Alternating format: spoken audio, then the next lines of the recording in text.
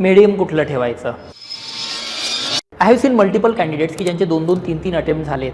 काहींनी तर 1-1, 2-2 मेन्स पण दिल्या आहेत, but still they are struggling with the medium. काही जणांनी तर 1-2 मेन्स दिल्यानंतर आपलं मीडियम चेंज केलं आहे, म्हणजे मराठीचं इंग्लिश केलं आहे आणि इंग्लिशचं मराठी केलेलं आहे, म्हणजे बोथ वेने चालतं ते. ही क्रायटेरिया मी तुम्हाला सांगेल आजच्या सेशनमध्ये. तुम्ही ते क्रायटेरिया स्वतःबरोबर लावून बघा की अरे ह्या गोष्टी केल्यावर मग मी हे मीडियम घेऊ शकतो का, की माझी मातृभाषा मराठी आहे, मी शाळेमध्ये लहानपणापासून मराठी मीडियममध्ये शिकलेलो आहे वगैरे ते, आणि त्याच्यावरून मग आपण असं गृहीतच धरून घेतो की माझं मराठी चांगलंच असेल आणि मग मी त्यावरून मग मराठी मीडियम घेतो आणि पुढे जातो. हीटमध्ये जे वाटतं ना आपल्याला की माझं हे चांगलं असेल, बघा माझी मातृभाषा मराठी आहे याचा अर्थ मी मराठी चांगलं लिहू शकेल असं नसतं.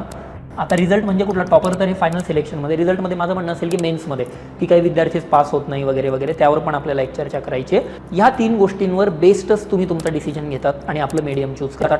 तुम्ही विचार केला, काहीतरी पॉईंट डोक्यामध्ये आले, हे विचार करताना पॉईंट येतात मराठीमध्ये. मग आपण मराठीमध्ये आलेले पॉईंट हे ट्रान्सलेट करतो तिथल्या तिथं आणि मग रायटिंग करतो. याला वेळ लागणार आहे, अशा पद्धतीने कधीच होत नाही.